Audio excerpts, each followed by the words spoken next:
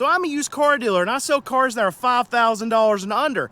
And I don't want you to buy a car from me because I think right now is one of the worst times for you to be a buyer in this car market. So now let's talk about it. So for us to judge the health of this car market, we have to look at the players that are actually in it. And who's the biggest one? Well, in the used car space, the largest used car dealer in the United States is CarMax. And what's happened to the valuation of their company last year? Well, it dropped by 50%. Now, markets aren't perfect, but they're supposed to be forward-looking. So what did the market see? What did investors see that made them think that CarMax, the whole company value needed to be cut in half? Well, they saw a car market that was very weak, and it's not necessarily what CarMax is doing, although they've taken some wrong steps here in this market, in my opinion, but it's also the whole market that they're actually operating in. And I can speak to that myself because I'm a used car dealer. I'm also a player in this market. But going back to CarMax, so there's some things that have happened that they have done to really show us that the market's weak and it's going to continue to get weaker. One, stock price going down by half. It's an easy one, right? That's something that we can see. That's something that we can measure. The second thing is that they've actually gone about cutting their prices over the last year and a half. But while they've done this, their volumes have actually gone down. And this is a weird thing, and I can speak to this because whenever I want my volumes to go up, when I want to sell more cars, what do?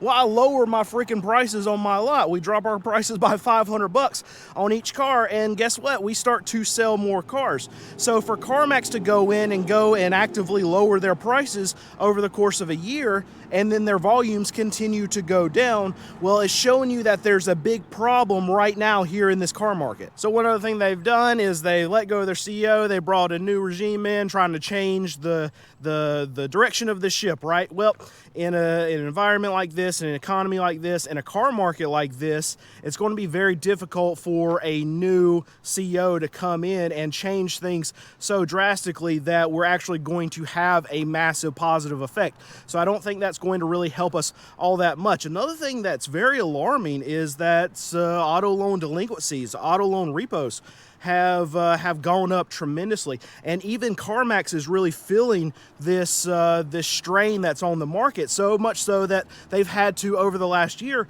increase the amount that they're actually putting back for their loan loss provisions. And that just means that they're stockpiling a lot of cash because they know that a storm's coming. It's already started. We've only really seen the tip of the iceberg, and the interesting thing is that the tip of the iceberg that we're seeing right now is worse than what it was back in 2008. So that's a crazy little stat to think about. We already don't have enough repo drivers to pick up all of these cars that are riding around on the road right now that are 60 days, 90 days delinquent. And CarMax knows this. Investors know this. This is why this is a big problem for this car market. So because of all these things, going back to the beginning of this video, while you should not be a buyer, is that as CarMax has lowered their prices, as their volumes have gone down, well, it's still not working. So what are they going to have to do? Well, what I do on my freaking car lot, and that's lower some more prices, right? So we're going to have to go through this storm here in the car market where car dealers, just like a CarMax, just like a Carvana, just like me,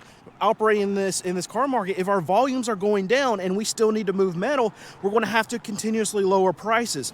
So this is what I'm saying. Wait CarMax out. Wait all the big players out. Wait me out. There are going to be lower prices in the future because the market is so weak right now. And I can even take it a step farther and talk about other players in the market like myself. Now, a lot of you like to say I have this small little dirt lot where I'll sell my cars that are $5,000 and under. But even at our prices, we're seeing extreme slowness right here now in the market. And I know other car dealers are also experiencing the same thing because I'm able to go to auctions. I'm able to see what dealers are there and what prices they're actually paying for vehicles. And what I'm seeing is the actual number of dealers that are showing up at these auctions is going down and down and down. And what that's leading to is prices on the wholesale level are going down and down and down and down. And one thing that you might think I'm crazy for is that I'm buying more cars now than I ever have at this time of year because the market has gotten so weak.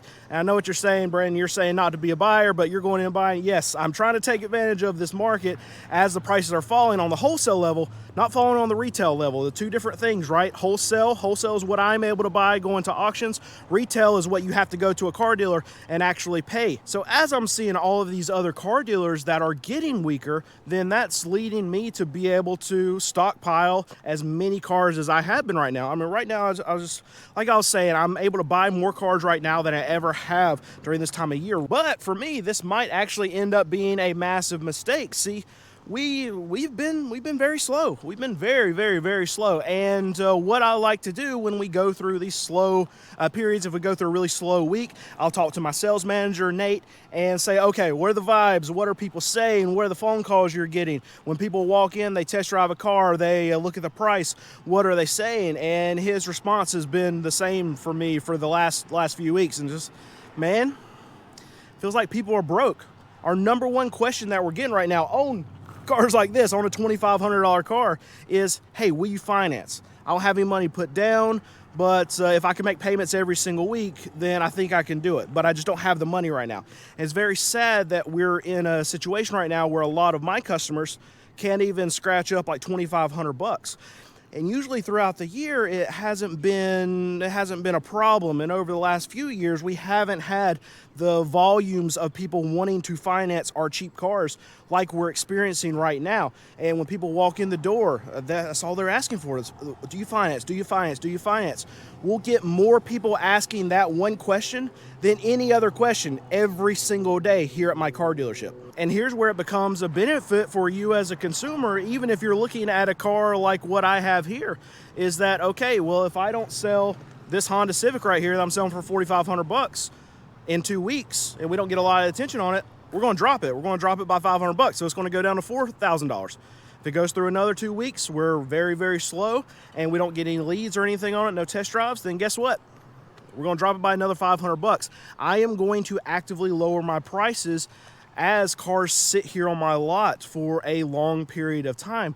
And this is why I'm telling you, don't buy a car from me right now. Wait me out. Wait all these car dealers out. Wait CarMax out. Wait all the big players. Wait all the small players. Vote with your wallets right now, and prices will get better. They will come down. I can show you just right here. Nate's out there right now. He's lowering prices. That's exactly what we're doing here at my car lot because we've been so slow. We have to actively lower the prices.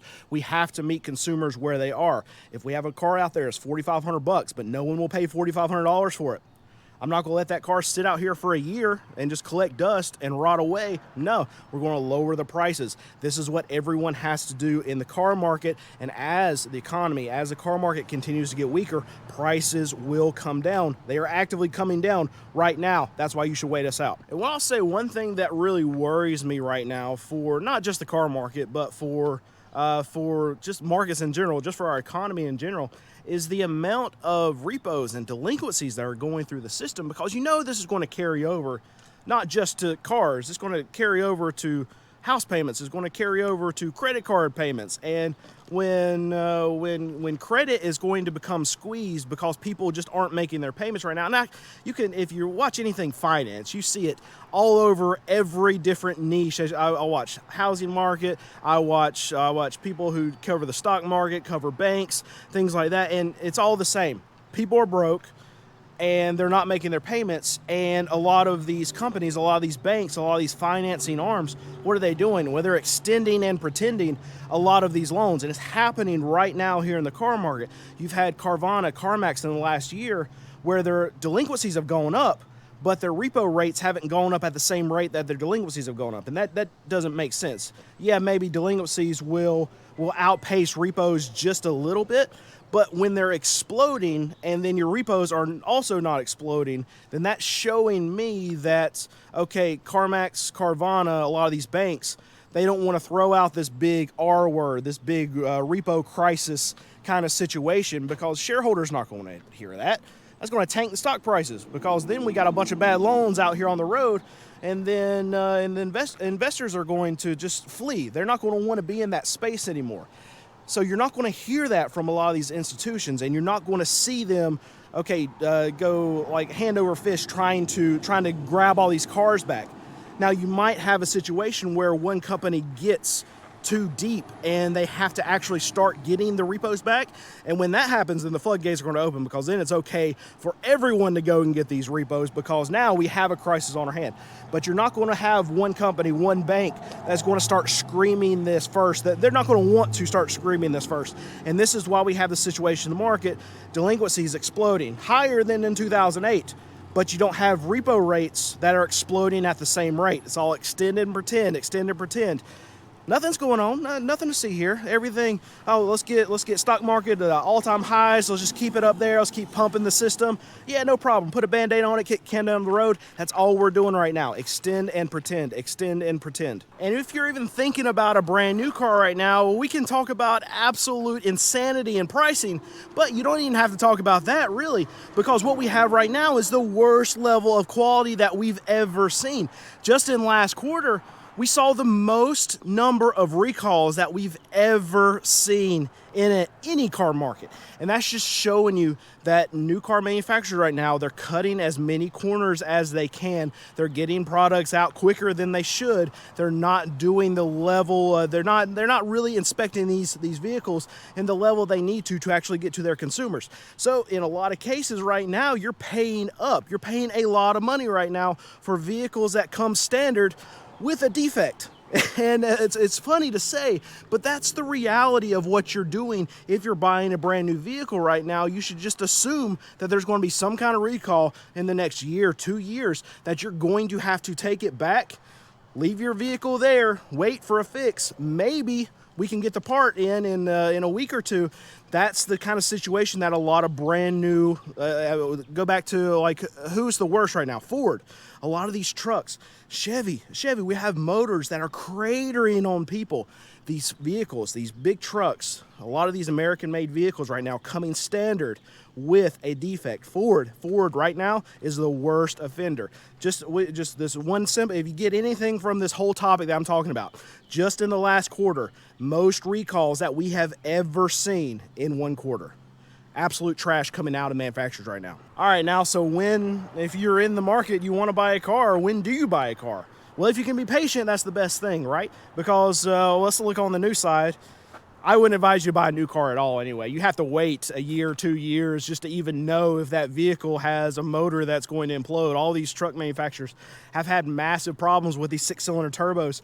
And even with some of the V8s, you go to Chevy, you go to GM, they have a lot of motors that are cratering. So you want to wait out a lot of these vehicles and let someone else take that gamble over a year or 2 years. They're going to take a lot of that depreciation anyway. So if there's a new vehicle you want right now, I probably wouldn't buy it. Even if you have cash just set on fire, it's going to be a time waste. It's going to be something where you might buy a vehicle that you regret having because of all the issues that are coming out of these manufacturers.